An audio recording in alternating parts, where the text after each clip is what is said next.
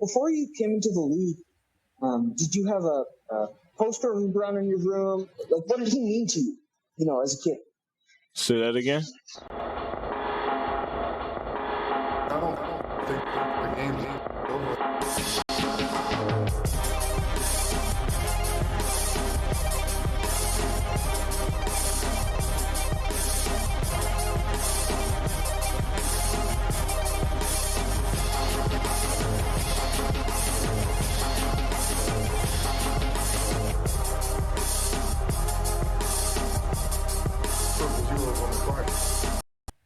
Welcome to Triple Zeros, the anti-hot take sports show. I'm your host, Josh Wellcalter. That voice you just heard was one Scottie Barnes, Toronto Raptors rookie of the year hopeful, and the third overall pick in this past June's draft. Again, I'm host Josh Wellcalter on Triple Zeros, the anti-hot take sports show. Follow me on Twitter at JoshGBuck. Hit up the Facebook page, Clocker Sports, website, clockersports.com. Email address is clockersports@gmail.com. And of course, you can follow the show on Facebook and Twitter at 30spod. That's the number 3 zeros and pod. And honestly, man, that question was probably, there's no such thing as a bad question, right? No such thing as stupid questions, let me put it that way.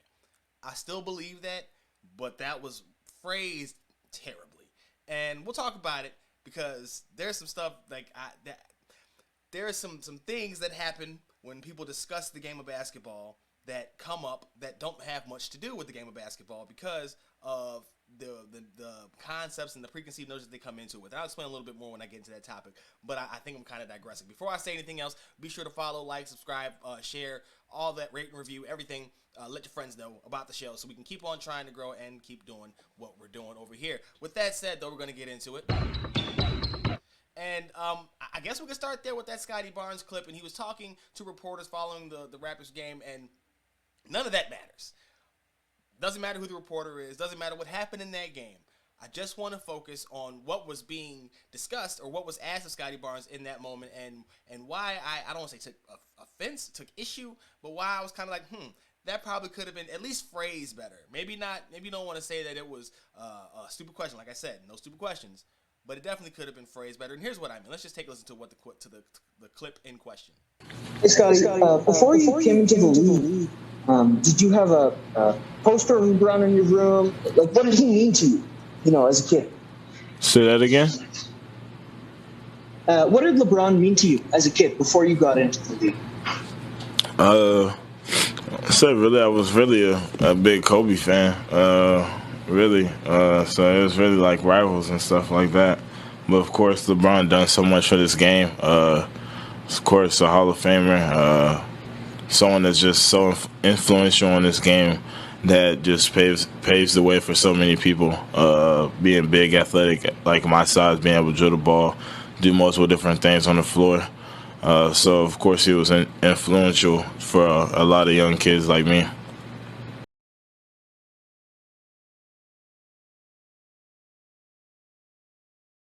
There you have Scottie Barnes of the Toronto Raptors talking about the impact LeBron had on him. And he answered the question well. He said he was more of a Kobe guy, but he talked about what LeBron has done for the game of basketball. But I want to focus on the way that question was brought to him.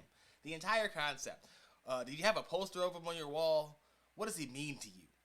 Like, come on, man. This is a grown man. Like, let's not do that, right? I get saying, asking about being inspired by this, that, and third, but there's a way that I think that you got to approach that question. Maybe you ask him, you know what I mean? What parts of his game have you tried to emulate? Something like that. Are there any parts of his game you try? But like, just what does he mean to you sounds so much deeper than a simple thing of basketball, and it sounds like a lot more than I think it should in that context. I think that we do this a lot. Now, again, as a Michael Jordan fan, right? Not shy about that. It can be construed as I'm trying to take away from what they were saying, the positive they're trying to put on LeBron. However, I am far from a LeBron, and I'm actually very admirational of the kind of things that he's able to do and what he has done in the community as well on the basketball floor. That being said, there's no reason, and I mean no reason, to ask another professional basketball player, hey man, what does this other professional basketball player and grown man mean to you? What? What? Even mentorship, even in mentorship, right? The proper, I think, way to go about it is just to ask them, what kind of things have they taken from that relationship with that person or from that person, as opposed to say, I don't know. It just seemed like it was big homie and somebody in the third person. Like it was strange. It was really strange. Again, Scottie Barnes answered the question about as well as you could ask, and hats off to him for it. He's got a shot to win Rookie of the Year. I probably don't. It's either Cade or Evan Mobley at this point in my book. Scottie's probably playing in the best situation out of all of them. And even still, I just was kind of like, wow, that seems a bit odd of a question. Like, again, not a stupid question, just worded poorly. I know what he was getting at, but just I don't know if we got a big homie people to try to try to paint the picture of someone's legacy. It doesn't seem to be necessary. It just doesn't. It's a weird era though, and like I said, I know where he was going with the question. I don't know who it was. Don't care. That's not important. It just was odd. It sounded odd to me coming out again in the post game after a player who's again vying for Rookie of the Year. So he's not just standing by. He's making his own name, and maybe there's a question leading up to that I missed or whatever the case may be. That was not one of the best moments. So moving on though, that wasn't the only one. The Minnesota Timberwolves, namely Carl Anthony Towns and Patrick Beverley, trolled Russell Westbrook after his latest air ball, or not the latest because the Lakers actually ended up winning a game, thanks to Russ sending him into triple OT. But that was in response, I guess, not really because Russ doesn't take anything home with him. But the troll job was funny. The response from Russ was funny. The response from Lakers Nation, though, following that from Russ is funny. There are certain players that are polarizing. LeBron being one of them, but that's to a whole different degree. Where no matter what they do, the jury is going to be split, right? Good or bad, in a vacuum, half people are going to be happy about it, half people are going to be upset. And even when it's good, the people who are upset that it wasn't being done all the time, that it's not done more frequently. There's going to be a reason to be upset. There always is. Russ is the kind of guy who, even at his peak, when he was winning MVPs and racking up triple-double seasons, was catching that criticism. Now, when he's struggling in his current situation, you've had some of those same people who were waiting for the other shoe to drop during that point in time, like, see, I told you, paper stats, to empty stats. Same time, you've had people who are supporters having to kind of bury their head in the sand of what they're seeing. I think the truth is somewhere in the middle. And I think that had that been relayed maybe to Russ earlier on, we wouldn't be where we are currently. I'm not so sure that Russ has improved much beyond his initial entering into the league. We still see him making the same kind of mental errors. We still see the same kind of gaffes in his play. But to this point, or at this point, we know what he can do, and it's almost like it's just a perpetual pass. Again, though, on the other side, we know what he's capable of. We know what he has done in this league. So I'm not sure why there hasn't been more of, and maybe there is, because I'm not a Lakers fan, I'm not in LA to know, but more of a backlash towards not being more aggressive in figuring this out. You've had calls for him to come off the bench. I'm not sure that works for Russ, because Russ is a guy that kind of has to be checked in mentally to not be an even bigger detriment than he could be when his game's just not working for him. And so to go to him and say, hey, man, we need you to come off the bench, that's kind of hard for a guy who's always on go, always giving you his all, when he knows that there are guys who probably could be starting out there because of the skill set that they have, but they're not giving as much of an effort as he is, right? So how do you justify that to a guy like Russ, who his motto is why not, right? Basically just beat the odds. So I'm still a Russ guy. I am not going to sit here and say that he's still got it, but I don't think that he's ever fallen off the cliff the way that it's been made out to be. I don't think the fit is good in Los Angeles, but I don't think that you can just dismiss what you've seen. And even for the people who are aha, I hate aha per I told you so. Come on. And that's, if you notice, I titled the episode like that a few, I think about 3 or 4 back. But it wasn't a literal I told you so. It was I told you so, kinda, because I knew I wasn't really I told you so. Yeah, I got the, it was a Super Bowl. I told you how it would go down. I didn't say the score. I wasn't 100% sure. But that's what I felt like. This though, don't aha a guy like Russ, who's a certified Hall of Famer. Don't listen to the talking heads that tell you that I've been saying this the whole time, man. Every place that he's been, every superstar that he has worked with, has had a failure before him, since him, with him and without him. So to pin it all on Russ, I'm not gonna say he doesn't share some of the blame. I'm just simply saying that I think that he's such a polarizing guy that we've ended up in the same spot that we were at with him when KD initially left. That's kind of what it is. As you hear him talk about it, everybody will say, well, his numbers are pretty much the same. Yeah, because he's not any different. The spotlight's different. The situation is different, but that roster is not built well anyway. That part right there was a Russ fan. I still gotta be a Russ fan a little bit. Stephen Curry just got the whole band back together with the Warriors, and lo and behold, they couldn't even survive long before he gets hurt. He's out indefinitely now. They just got Draymond Green back. Klay Thompson returned this year, and now Steph is back out indefinitely. Listen, this is like penance for all of them championships, and I'm not trying to be funny with somebody's injury, their career longevity, anything like that. But the Warriors enjoyed an extended run, loaded up a couple of times to do so. Well, really once, but I guess you could say that they loaded up the first time was the build, and then the second time was when they added KD. And it seems like they've just been paying for it ever since. Steph has always dealt with injuries, but he had that block where he was mainly healthy, and then Klay got hurt for like 3 years. KD was hurt for a couple of years. Draymond's been getting injured. Like, it just seems to all be kind of adding up, and it's not necessarily penance for the long, that's obviously tongue-in-cheek, but it's also kind of the culmination of all that extra basketball, right? All of those extra games that they played. That's a long time to keep on going. And the body can only take so much, right? You start getting into your 30s, joints hurt for no damn reason, right? You look at something the wrong way, your neck has got a crick in it. So them having actual physical ailments amid all this, that against just normal getting older, is not surprising. It took Klay a little while to get back from his form when he first returned, because he hadn't played in 2 years. The Draymond Green experiment looked good when they first happened, but I think that one was kind of just like a holding your breath, waiting for the other shoe to drop.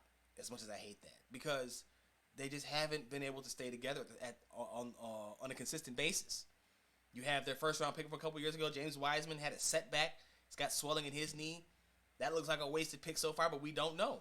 As somebody put on Twitter, I got to remember who even shared again. Follow me on Twitter at Josh G. Buck. Got a shameless plug myself, as I just admitted that I forgot who tweeted out a very good point. We just don't know at this point what Wiseman is. It'd be easy to say that it's a wasted pick. It'd be easy to say that this is, par for the course with Golden State now.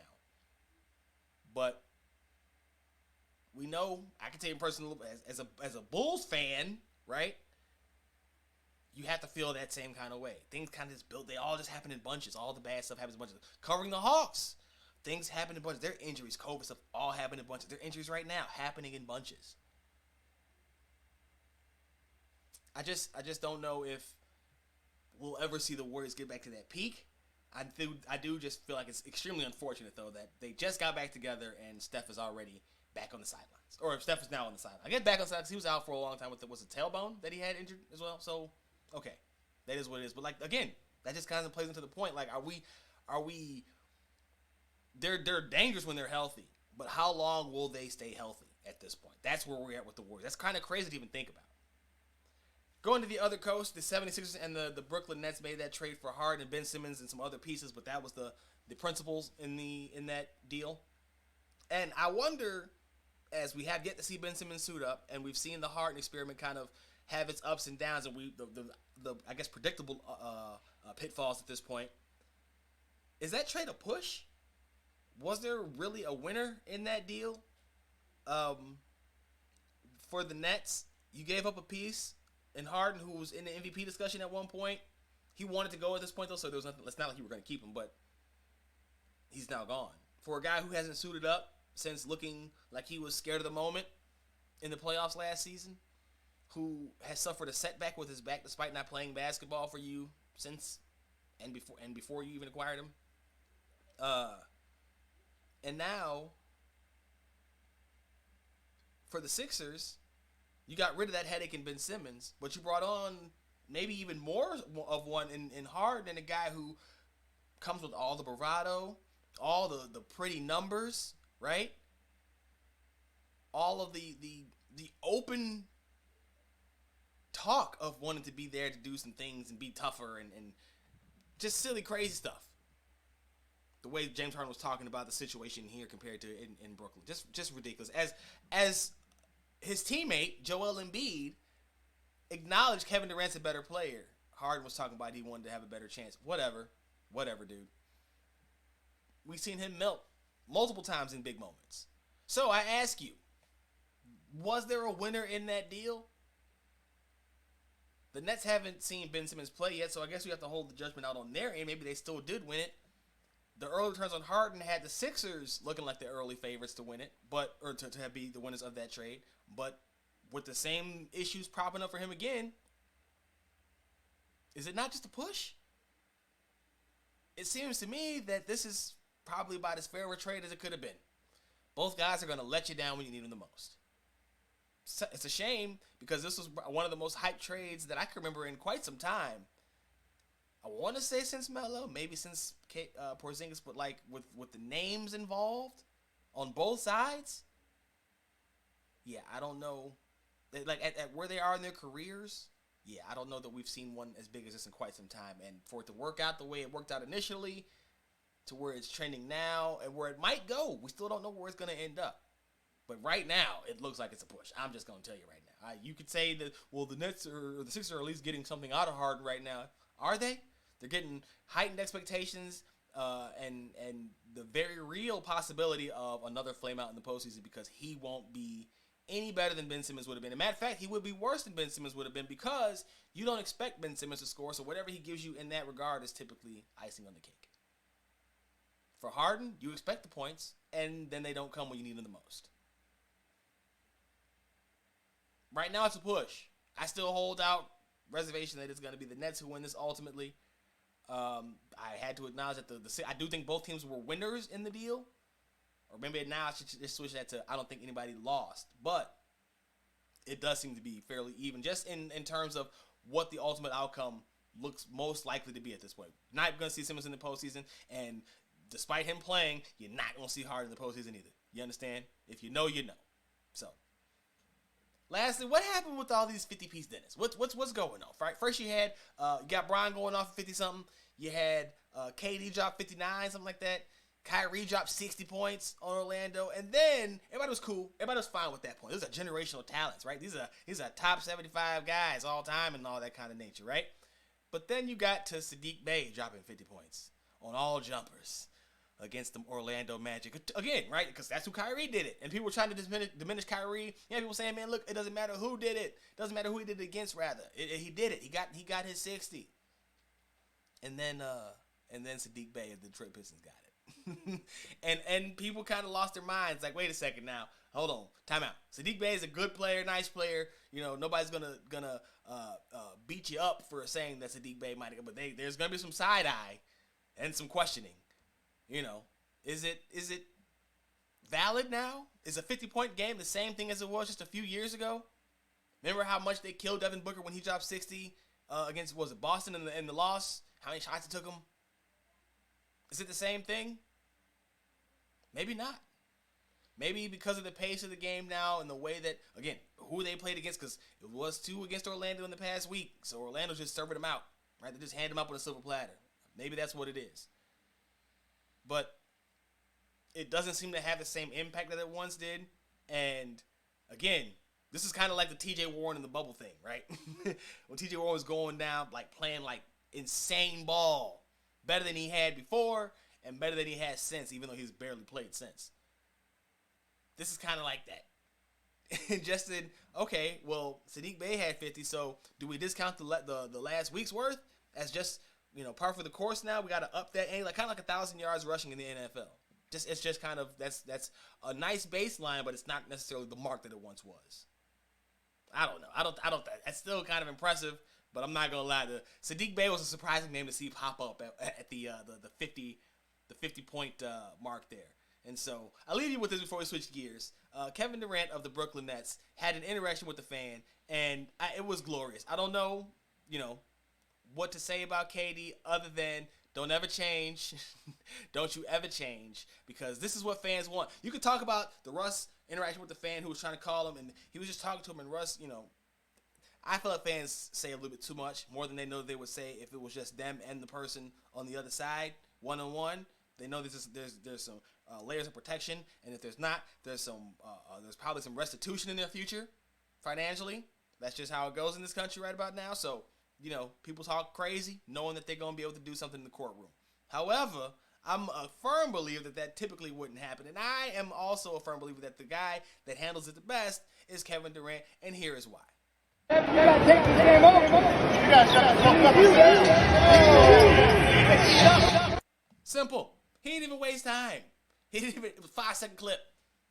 You gotta shut the F up and sit down. Sit down. Just sit down. That's good advice. You gotta shut up and sit down, family. Listen, KD probably doesn't care, but he figured it out. He certainly figured it out. That's what you want, right? The league fined him for $25,000, I believe it was. But that's what people want, is their interaction. They want you to try to put your hands on so they can get, like I said, financial institution. But the better play and the smarter play and the better one for all of us around is that. We can talk about it. They can fine him. That's the best. Why? Because he's right. Shut up and sit down. Enjoy the game. You want to cheer? Fine. You gotta take over to get. Come on, man. You think he's not trying to? Come on, man. Again, I don't even think that it would be. Maybe he was just being petty. Maybe he's being thin-skinned. That's fine. I don't think that's necessarily that bad. So, that it's funnier to me more than anything, just because he so casually turned around. And then the ref face. The ref face is probably the best part, because the ref was like, oh, hold on, wait a minute, what just happened? Let me see one more time. Oh, we're not even gonna pop it. Okay, but the ref popped up and just kind of looked back at the fan like, oh my, oh, okay, and they kept it pushing. That's what fans really want, man. That's what you want to be treated like. That's what you get. There's no sympathy for that gentleman. I don't think KD should have been fined. I don't think it was that bad. It wasn't that. So what? Shut up and sit down. And it wasn't necessarily for telling him to sit down. It was for the profanity. So he could have said shut up and sit down, and he probably would have been fine.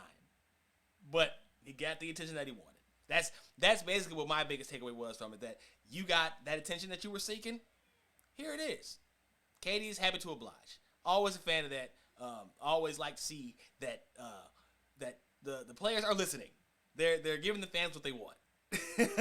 Whether the fans know it or not, they are giving them what it is that they want. I love that. Again, that's why KD is a gem, and I'm pretty sure he knows it. Don't know if he cares, but he is.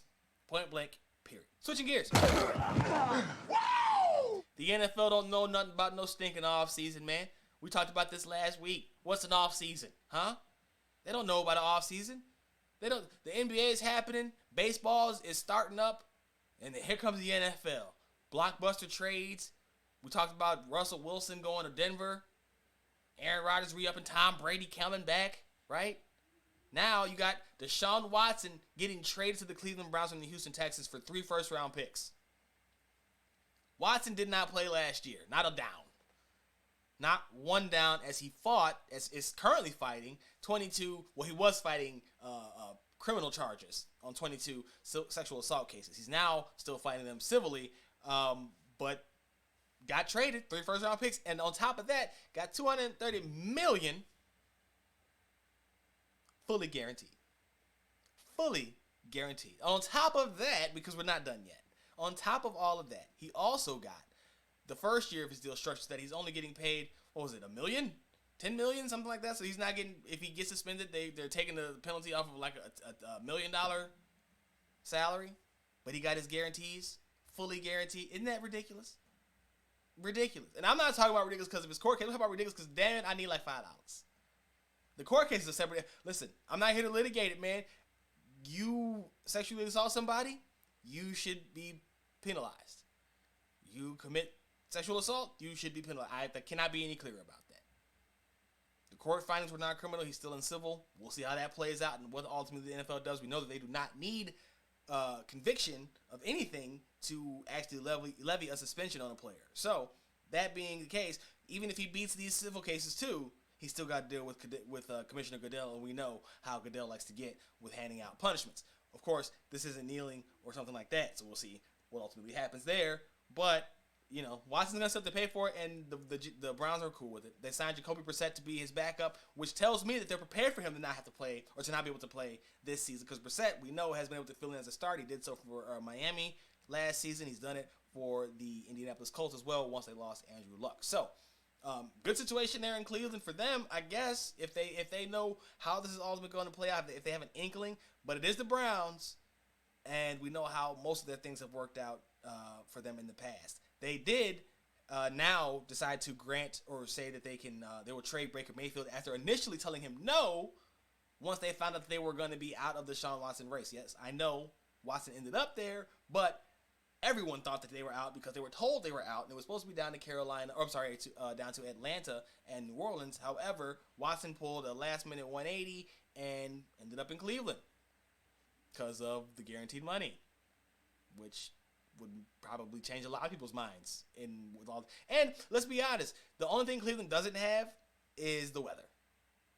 That's it. He's not from there. He's from down south. He's closer from Georgia. I'm not sure what city in Georgia he's from, but he's from Georgia. And we know New Orleans' success that they've had. But they're constantly moving money around. Sean Payton's gone. Michael Thomas didn't want to be there. Teron Armstrong still trying to figure out what he's going to do. Atlanta is a mess. That roster needs help. Their coaching staff is still TBD. And now they're dealing with a PR nightmare because they were all but certain that they were going to get him. They were even working out ways to move Matt Ryan. Now they're trying to keep Matt Ryan. It was a very, not landscape altering, but it potentially was, because if he'd have moved to someplace with another a bigger incumbent, like Matt Ryan goes somewhere, moves a needle. Baker Mayfield possibly going to the Colts, which is where he said that he's wanted to go. They've also expressed mutual interest in him. That doesn't necessarily move the needle as much. That's Carson Wentz with maybe a little bit of a higher ceiling. I'm not sure that it's that much higher though to be noteworthy. And so when I look at where Watson went, where he could have gone, and also what would have happened had he gone elsewhere, I think that this is probably the biggest, least earth-shattering deal ever. Right? Now, I will say this. Cleveland has revamped their wide receiver room, bringing in Amari Cooper. They cut Austin Hooper, but they still have David Njoku, and of course they got those two running backs, Nick Chubb and Kareem Hunt. So this is the best collection of skill talent that Watson has played with in quite some time. I'm not even sure that he had a group nearly as close to as good as this when DeAndre Hopkins was still in town in Houston. So Watson has no excuses as long as he can get on the field. Of course, though, like I said, that's still a very big if at this point. The Jags were winning the offseason. I left that in there because it's very important to note. The Jags spent an exorbitant amount of money on a bunch of players that they're probably going to regret in a couple of years. That's the Jacksonville way. They signed Foye Oluokun from the Atlanta Falcons, the leading tackler in the NFL last year, only to release their leading tackler, Miles Jack, just a couple of days later. They've signed Christian Kirk to a lot of money. They've signed a lot of players to a lot of money, and that was all well and good to be the quote-unquote winning the offseason until the Raiders came through with some moves of substance, trading for Davante Adams and signing Chandler Jones in free agency. Now, Davante Adams comes over after Aaron Rodgers signed that massive deal that's going to give him $150 million guaranteed. He was all but sure going to be moving on. I went into this last week about how you can't trust him because he's been saying he wants this sign back there, and now they lost the best receiver. Okay, good luck with that. We'll see. You can't doubt him, but I'm not as confident as I've been in his ability to make things work in the past. So, with that being the case, the Raiders are winning the offseason, but they could win a lot more than that. Derek Carr has flashed potential to be a guy, more than just a guy. I don't know if they've ever given him. He's never had a receiver like Davante Adams. So let me. Cooper was his best weapon, and Cooper has had a tendency to trail off when needed most, not always give you 100%. We've seen him now get that same kind of perception in 2 stops. So we'll see what happens in Cleveland. But that being the case, Adams takes that offense to a whole other level. They still have Darren Waller. They still have Josh Jacobs, who's one of my favorite running backs in the NFL, despite the fact that a lot of people aren't that high on him because he's taking a beating. He's taking a bit of a beating and isn't an explosive back per se either. So they got a good line, but that defense had needed a lot of help over the past few years. And so getting Chandler Jones gives you not only a legitimate pass rush, but a legitimate bookend for your already dangerous threat in Max Crosby.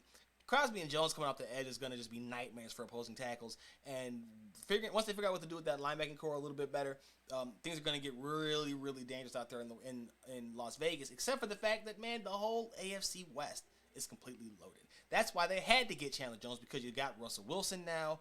You still have Patrick Mahomes, who just got Juju Smith-Schuster in the fold, and you have Justin Herbert, who has Khalil Mack on the other side of the ball now out there with the Chargers.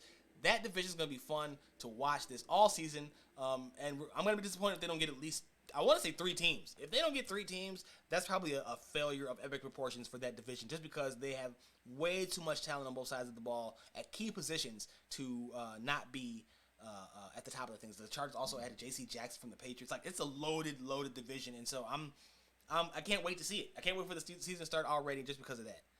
Tom Brady is recruiting Julio Jones to Tampa Bay. And here's my thing. If you've been following the show for the past couple of years, you know I'm not a very big Julio Jones fan. Very talented receiver, but he's never really been the reliable guy that his numbers would even suggest. I've always felt like he's been a guy who carries a lot of nicks, and when he does, he's not as effective, and so it shows. But he has a lot of good stats. But he's been banged up a lot. He's never, I won't say injured, but he's been nicked, like I said. You getting down to Tampa, I'm not so sure he doesn't stay healthy for the first time in a while, but I'm also not sure that he doesn't go off and become the Julio that we saw in Atlanta in his heyday. Something about playing with Brady does something for you. They lost Antonio Brown. Chris Godwin's coming off an ACL. I'm not sure when he'll even be ready, but he did resign. He's better as a slot guy anyway. Mike Evans, Chris Godwin, and Julio Jones, disgusting. Absolutely disgusting. And if they keep Rob Gronkowski back too, like, that's just a nasty group of pass catchers for Brady. And you wouldn't even need Julio to do more than just be occasionally available, or he could stay healthier because he's not being taxed as much with those two. He'd be the 3rd guy. He'd be the 4th guy, really, because Gronk is probably going to be a preferred target over him as a new guy, and obviously Gronk being Brady's road dog. So not a big Julio fan, but Julio in Tampa with Brady is something to keep an eye out on. Just saying. That's not something to sneeze at. It can't be, because every time we doubt Tom Brady, he goes and does something else. He retired and came back 40-something days later, talking about 2 months. The last 2 months, it was 41 days. Man, it's insane. And he wants Julio. Julio would be kind of silly to go anywhere else. I'm just going to be honest with you. You already got Russell Gage down there. I will say this. If they bring in Julio, Russell Gage will probably still get some tick, but I know he'll be like, ain't this about a blip? Thought he was going there to get a nice bump up in targets, have a career year in Tampa. Not to get Julio, dog. I mean, again, you'll get some tick because you'll have your own chances on top of when Julio misses, but it wouldn't be what you signed up for. I promise you that. And lastly, Pete Carroll brought up Colin Kaepernick again, unprompted, at a time when Seattle is likely in search of a quarterback. I'm not sure how much they're committed to Drew Lock. Pete Carroll said that they liked him in the draft, but again, Pete Carroll says a lot of stuff, and that's where my issue with him bringing up Cap comes in. He said that Cap reached out to me and went on this diatribe about how Kaepernick, it's second chance time in the NFL. He doesn't know if that's there or even in the NFL, but that's what it is. And it's the double talk for me. Pete Carroll has a habit of spinning things positively, but he's also got a habit of over speaking, oversharing. Maybe Cap did call him, but there was no reason to bring this up, especially if there was nothing developing of it. As much as the Cap conversation comes up every year, there's no reason to keep addressing it when you've already addressed it the same way in the past. He hasn't changed his stance since he initially said that Kaepernick reached out to him a couple of years ago. On top of that, saying that it's second chance in the NFL indicates that somebody did something wrong in the first place, and I don't believe that. You can disagree with it, but I don't know if that doesn't necessarily make it inherently wrong. It just doesn't. And to say that somebody deserves a second chance when you can't even define what they did as inherently bad further casts doubt and further lets me know where you stand on the entire matter. And finally, if not now, in Seattle, as they currently are constituted, then never. Especially if your communications with him have been as you say they are, which everyone doubts. Let me not say everyone, which I doubt. I don't care about everybody else's opinion. I doubt it. It felt skeevy. It sounded skeevy a day later, and it still feels skeevy reading it a few days after the fact. There's no reason to do it. There was no reason to do it, and he did it, and I'm not a big fan, and it's probably time for Carroll to go. Not even because of this, but this don't help. That's going to do it for this episode, Triple Zeros. Be sure to follow me on Twitter at JoshyBuck. Hit up the Facebook page, Clocker Sports, website, clockersports.com. Email address, clockersports@gmail.com.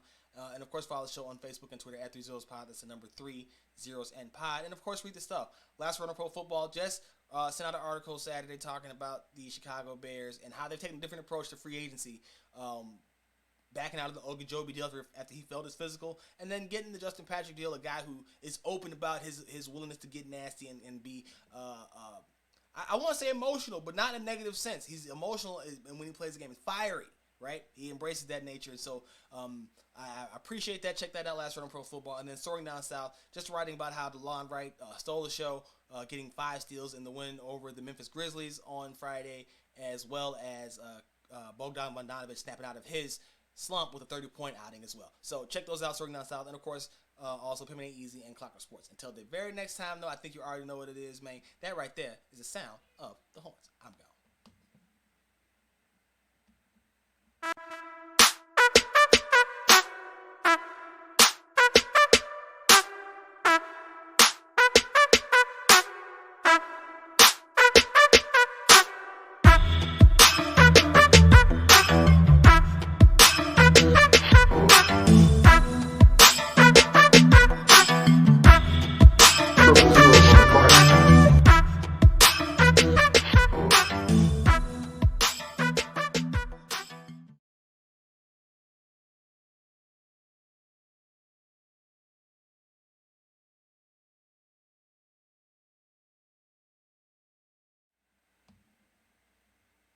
You guys shut the fuck up.